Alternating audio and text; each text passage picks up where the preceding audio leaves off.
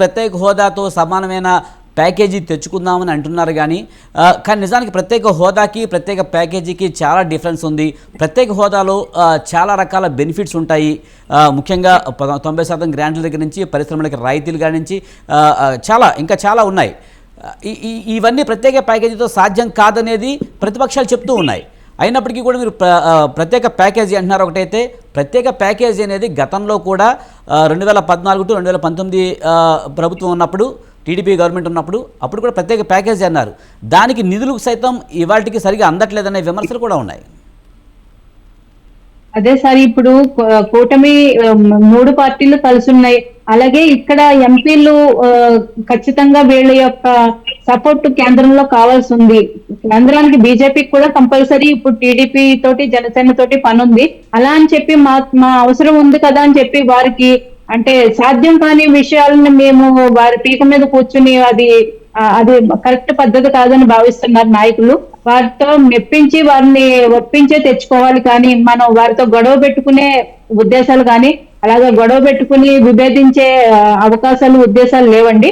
ఖచ్చితంగా ప్యాకేజ్ అయినా కూడా ప్రత్యేక హోదాకి ఎలా వస్తాయో నిధులు అదే విధంగా మాకు అంటే రుణాల విషయంలో కానీ విదేశీ పెట్టుబడుల విషయంలో కానీ కేంద్రం చేసే సాయం కానీ అలాగే కేంద్రం మంజూరు చేసే పథకాల విషయంలో కానీ అవన్నీ ఖచ్చితంగా మీరు రాబోయే ఒక వన్ ఇయర్ కనుక టైం ఇస్తే ప్రజలకు కూడా అర్థమైపోతుంది. అలాగే ప్రతిపక్షాలకు కూడా అర్థమవుతుంది. ప్రత్యేక హోదా అని అనట్లేదు కానీ దానికి తగ్గట్టు నిధులన్నీ తెచ్చుకున్నారు, డెవలప్ చేస్తున్నారు అని ప్రజలకు కూడా అర్థమవుతుంది. ముఖ్యంగా ఏపీ అభివృద్ధి కోసం కేంద్రాన్ని నొప్పించడంలో తప్పు లేదు కదా అనే వాదన కూడా ఉంది కదా. మన ఏపీ అభివృద్ధి చెందాలి, ఇప్పటికే ఆర్థికంగా చాలా నష్టపోయిందంటూ శ్వేతపత్రాలు రిలీజ్ చేస్తున్నారు ఒక్కొక్క. ఇలాంటప్పుడు ఏపీ అభివృద్ధి ప్రధానంగా పెట్టుకుంటే కేంద్రాన్ని గట్టిగా డిమాండ్ చేసే అవకాశం ఉంది కదా. ఈ అవకాశం మళ్ళీ వచ్చే ఛాన్స్ లేదు కదా. సార్, డిమాండ్ చేస్తే వాళ్ళు కూడా కోర్టులకు వెళ్ళండి, మేము న్యాయపరంగా వెళ్తామంటారు. అంటే ఇప్పుడు వారు కూడా 4-5 రాష్ట్రాలు అడుగుతున్నారు మీతో పాటు. మిగతా రాష్ట్రాల ఆర్థిక పరిస్థితి, అక్కడున్న వనరులు ఇది, అక్కడున్న మ్యాన్ పవర్ ఇది. సో ఇవన్నీ కంపేర్ చేస్తే మనకు మొదటికే నష్టం వస్తుంది సార్. అది కరెక్ట్ పద్ధతి కాదు.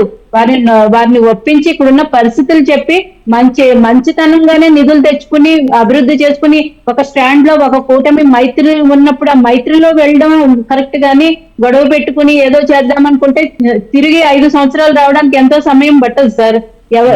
ఎవరు ఎటన్నా అవుతారు అప్పుడు.